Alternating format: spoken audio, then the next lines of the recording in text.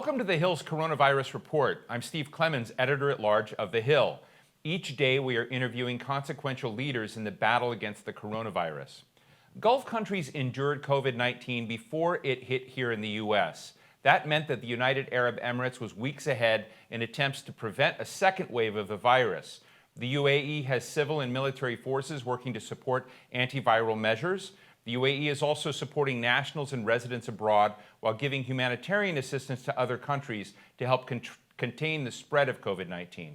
It has made testing available now to all citizens and residents needing it and has had about 8,000 cases of infection and now 52 deaths. But the other impacts of the coronavirus are how nations deal with one another. How have diplomacy and statecraft changed? Does the world of allies and rivals look different through the COVID lens? Diplomats work hard to be, as in the song in the Broadway play Hamilton, in the room where it happens. And that means a lot of plane trips. Not much of that happening now.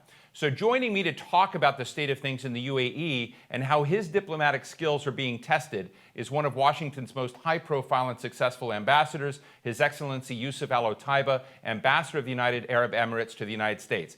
Welcome, Ambassador. So glad to have you here today. Well, I'm going to start out with this. How do you get yourself virtually in the room where things happen as a diplomat? First, let me start by wishing you well and making sure that you and your family are healthy and you stay safe. I hope everybody here gets through this safely. We are going through something that no one's ever experienced before. So it's forcing us to think in different ways. It's forcing us to adapt.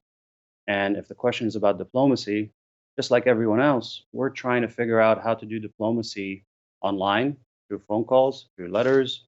Diplomacy, unfortunately, will have to keep going. The crises in the area, extremism, terrorism, all the challenges that we've always faced aren't going to stop because of Corona. So we have to adapt and figure out how to do it. Like what we're doing here, if this was normal times, we'd be sitting in a studio in person having this conversation. Instead, we're having it online. We're going to learn how to do things differently as long as this environment persists. So just like we're all learning how to distance teach our kids online, just like we're learning how to shop online, I think we're going to be doing a lot more diplomacy and meetings and gatherings virtually until people feel safe getting on planes and traveling to see each other again. You know, I used to run into you on Etihad Airways a lot because I was going to Abu Dhabi a lot as well. And we used to talk about Hillary Clinton when she was Secretary of State and the number of miles that she would fly each year. It was sort of a measuring stick for how active someone is. What do you think the ways in which we're going to measure diplomatic prowess are going to be? It's going to be awkward because this is new. I mean, we're both old enough to remember that before email, we had to write letters. We had to write faxes.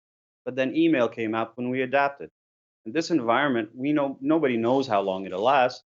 But we're going to continue to get things done. We are facing challenges in the region that were challenges before COVID-19. The crisis in Yemen, situation in Libya, Syria. The economies that were struggling before are now struggling even more because of the economic impact of COVID and lower oil prices. So we're going to find ways to get things done. I think we're just going to have to figure it out as we go along. The other day I had former Foreign Minister David Miliband, who's now head of the International Rescue Committee, on. We were talking about Yemen, but lots of other kind of war-torn places, and that the COVID crisis can leave a lot of carnage in these places, and that the privileged world is vulnerable from that too. And I'm interested in your lens because you sit in a troubled and complex neighborhood. The UAE has pulled out of the crisis in Yemen somewhat, but how has your lens changed, with Iran, with Yemen, with others in the region, given this crisis? So there's an opportunity. I think there are some countries who are going to look at the region and at the crisis that they are facing and see an opportunity to try to fix the problem, try to resolve the issue. And there are some crises that is going to allow people to manipulate the situation or hijack the situation and take advantage of it. I don't think the pandemic is going to force people or countries to change who they are. But whether you see an opportunity to resolve issues and move forward or to create more problems, that ultimately depends on who you are in your true nature. Do you think there's an opportunity that's palpable that's real with Iran? I don't know. I think the jury's still out, and I think it's still too early to tell. I don't know if Corona changes the dynamics and the mindsets of the decision makers there. I think we'll still see. The question I'm trying to understand is whether it's Corona or climate change or any of these big global challenges that we both know are not capable of being resolved by any one or two or three countries. These are going to require the entire world coming together with a collective response, whether it's this pandemic or the next pandemic or climate change and environment. Does this situation create the ability or the opportunity for us to work together as an international community? Are we going to be better prepared to pool our resources and research and development, for example, and work together? Are we going to be able to work across borders better on resolving climate change? And this is kind of the big issue I'm trying to get my head around. It's still Hmm. early. I don't know which way, whether we turn right or we turn left, but I really think this gives you the opportunity to think about what kind of world we want to live in. I just don't see us being able to resolve any of these big problems if everyone works on their own. Now, I get it. It's important to make sure that you've put the fire out in your house before you put out the fire in your neighbor's house. I get that. But I think at some point, we need to look at what kind of world we want to live in post corona and pre next pandemic. One of the things I've been looking at was how the UAE, which is about, I don't know, 10 million residents and citizens together, and how you've responded to the COVID crisis. And now you've got about 1 million of those 10 million who have been tested. As we said, you've had about 8,000 cases and a regrettable 52 number of deaths. But the level of testing that you deployed per head in your country is somewhat staggering, what you were able to achieve. And I've read other things that you've already developing, smart helmets that the police will have that can detect people's temperatures from afar. And I just want to ask you, do you have the equivalent of a Tony Fauci in the UAE and a Peter Navarro? I mean, how have you been able to achieve so much for a relatively small country in such a short period of time? Well, we're lucky. We're lucky for a couple of reasons that have nothing to do with, just, decision making. We are a small enough country that we can make decisions quickly and move quickly. So our decision making process, whether it's on the security side or on the economic side, or in this case, a combination of both the economic and the healthcare, they get together, they decide based on facts, what is the best way to go. Do we go this way? Do we go that way? On the testing, we were just very lucky in that we happen to have a system in place where we manufacture our own tests.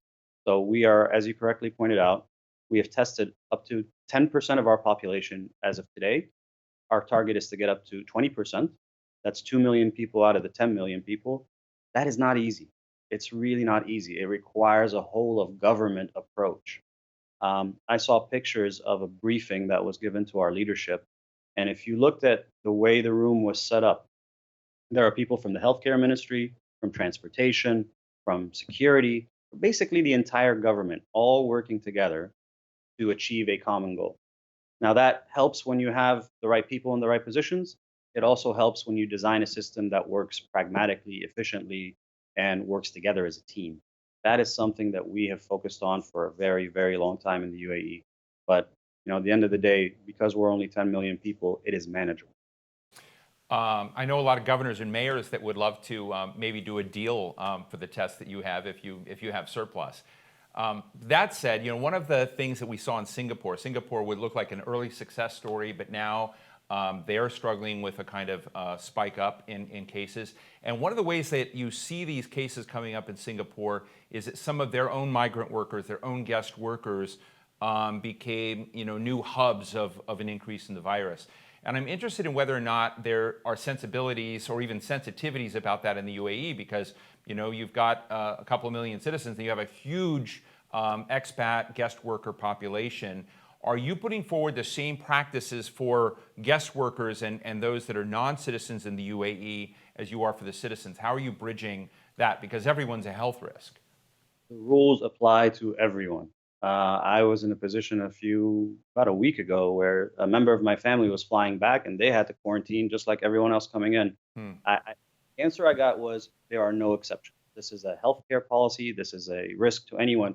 The the virus does not, distinguish between an Emirati or a non-Emirati. Mission is completely um, equal. I mean, this is the first time in I've ever seen there is no immunity. There's doesn't matter if you're from Africa, Asia, Europe, or the United States. It doesn't matter if you live in the north or the south.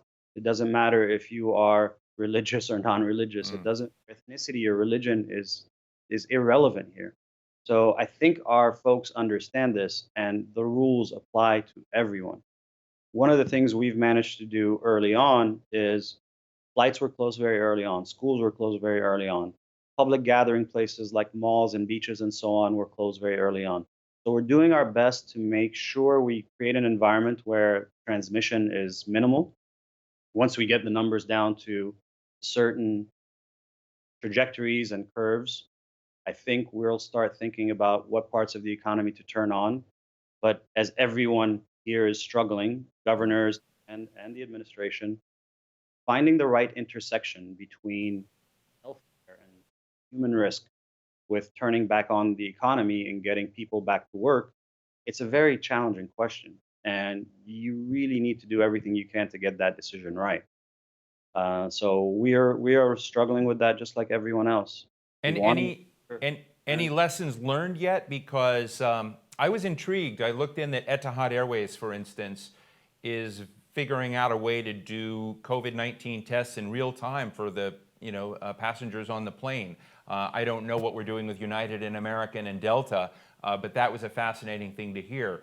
I was reading that malls are beginning to find pathways to reopen in Dubai and Abu Dhabi.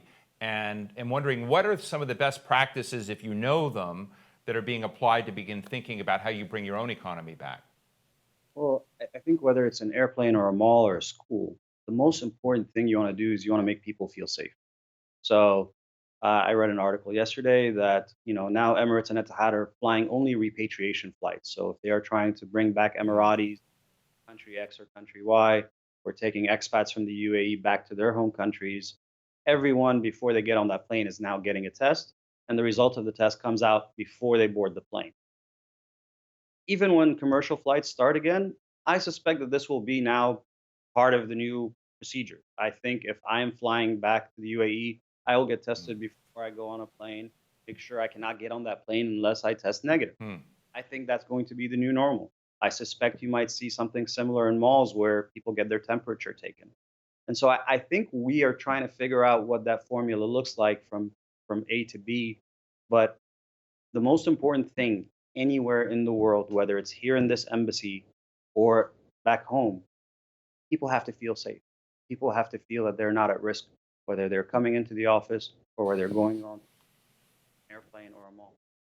In our last minute or so, Yousef, I want to ask you about something you and I have talked about many times, which is about Arab youth and what Arab youth want in their future. And to kind of cut to the quick, Arab youth want better schools. They want to have science. They want to have faith, but faith dictating less what they do and what their choices are. And that when you look at it, a lot of them want what we have. And you and I have talked to a lot of Arab youth around the United States that were here. And I'm just sort of interested in, take your ambassador hat off for a minute and, put your youthful hat, that hat on of these young people and ask, how does this time, this era hit that? Are they better prepared? Are they more resilient? How does their worldview change, if you will, by what's happening now? Again, I'm going to go back to my previous answer is they have to feel safe. They have to feel whether they are living in the UAE or Egypt or Jordan, they have to feel that their government and their leadership is doing everything they can to protect them, to communicate to them, to make sure that their lives are better tomorrow than it was yesterday. And I think I know that in the UAE that's the case because the numbers and the polls that we've both read tell that. But I think if you had confidence in your government before this and your government is doing a good job, you are going to be even more confident in your government after Corona. But if you had doubts prior to this, your doubts are probably also going to increase. So I think this is a stress test for government, how they react and how they respond. And And the ultimate goal is obviously to deal with and you know handle the healthcare policy and side effects of the corona pandemic, but also your people have to feel that your government is doing the best job that they can to protect them. And ultimately, that's really the core issue between any government and any society. Well, Ambassador El Otaiba, thank you so much for your time today. Thanks for sharing your thoughts on the region, but also how this has affected your own diplomatic prowess. So good to be with you. And I want to thank you all for joining me for today's update. I'm Steve Clemons. Be well.